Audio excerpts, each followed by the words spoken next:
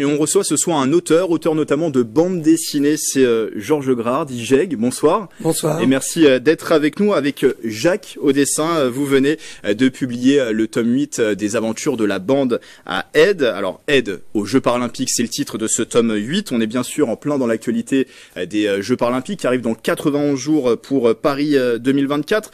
On va présenter Aide dans un instant, juste préciser bien sûr que c'est donc un héros qui est en situation de handicap puisqu'il s'agit de ça dans vos bandes dessinées.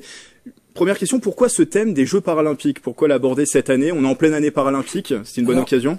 Alors en fait, c'est une circonstance, une rencontre avec la vice-présidente de la région Île-de-France, Madame Adlani, qui m'a dit, mais il faudrait absolument, quand elle a découvert la bande à Aide, il faudrait absolument qu'il participe aux Jeux Paralympiques. Et moi, je l'avais en tête depuis bien longtemps. Et je me suis dit, banco, on y va. Donc la région a décidé de me soutenir dans la démarche. Et donc on a fait la bande à Aide. Et puis je pense que vu le gros événement que sont les Paralympiques en 2024 à Paris, on est la BD la plus légitime qui soit, parce que ça fait quand même 18 ans que la bande à Aide ça y est, il est majeur, Aide, il a 18 ans. Oui. Mais alors c'est vrai qu'on parle de Aide, mais il y a une bande derrière. C'est la bande. Et la bande, Aide en est le chef, il est en fauteuil roulant, voilà. Mais ce qu'il y a, c'est que derrière, il y a Gad, qui est un petit maghrébin nain, parce qu'il souffre de nanisme. Il y a un black, Sam, qui est obèse, un petit asiatique, Chang, qui est non-voyant, et puis il y a Tommy, qui est du handicap invisible, qui lui, était dans son monde. On va pas le considérer, voilà, il y a des troubles autistiques, dirons-nous. La bande à Aide, c'est né en 2006, on précise, c'est à Grehart Édition, je sais pas si je prononce bien. C'est Grehart Édition, qui est basé dans le sud Yvelines. Oui, on est l'un des... Et pourquoi les mettre en lumière, justement? C'est un peu des invisibles de la société, finalement. Oui, puis moi, en plus, ça me révolte souvent, mais en même temps, je trouve ça très très bien que ça me révolte. En 2010, quand Intouchable est arrivé, on m'a dit, vous surfez sur Intouchable. Aujourd'hui, on me dit, vous surfez sur un petit truc en plus d'Artus. Oui, vous étiez là avant. Bien sûr, mais en même temps, je suis ravi et je suis heureux d'avoir vu en plus le film d'Artus qui est magnifique, et puis Intouchable, bien évidemment. Non, moi, ce qui s'est passé, c'est qu'en 2005, j'étais maître d'école, j'étais instituteur à Rambouillet, et j'ai eu un enfant handicapé dans ma classe qui m'a dit, on parle de nous, on ne nous montre pas, et ça a explosé dans ma tête, et je me suis dit, il faut absolument montrer le handicap.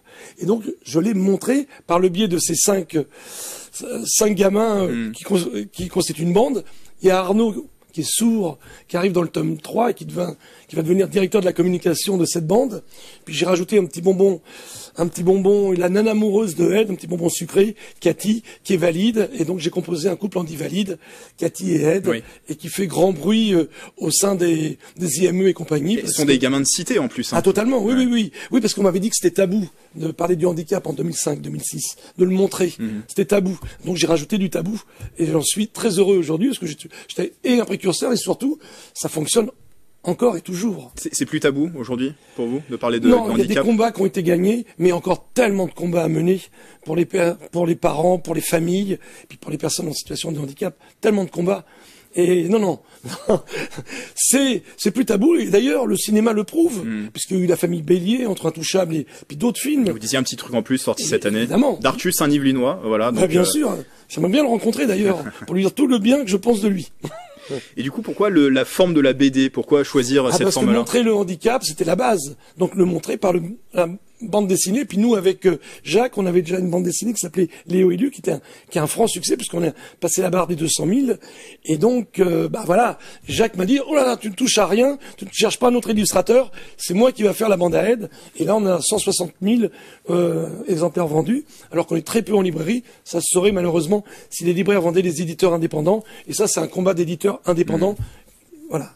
Et pour parler de Aide, il a fait du chemin, c'est le cas de le dire. Là, il est aux Jeux Paralympiques dans cette édition. Oui, je le voulais. C'est ça qui est génial avec le scénario, c'est avec les histoires, c'est qu'on peut amener notre Aide aux Jeux Olympiques. Et d'ailleurs, il va peut-être monter. Alors monter, non. Il va rouler sur le podium qu'on va lui installer. Peut-être qu'il aura une médaille. Bon, je peux avouer, oui, il aura une médaille.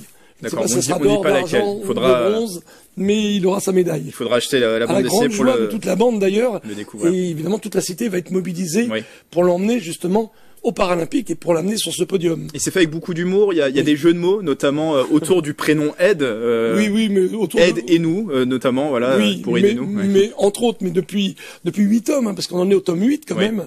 Depuis 8 tomes, on n'arrête pas. Moi, c'est ma base, le jeu de mots, mais moi, je suis auteur de livres, de romans, de bandes dessinées, de livres jeunesse. Et puis, c'est mon truc. Léo Élu, la base de Léo Élu, par exemple, c'est un coup de projecteur sur la famille. La base, c'est le jeu de mots. Avec la bande à Ed, on est plus dans l'humour citoyen. D'accord. Où je glisse, évidemment, ils font un groupe de rap, ils vont s'appeler les bandits capés. Parce qu'ils vont se mettre une cape, voilà.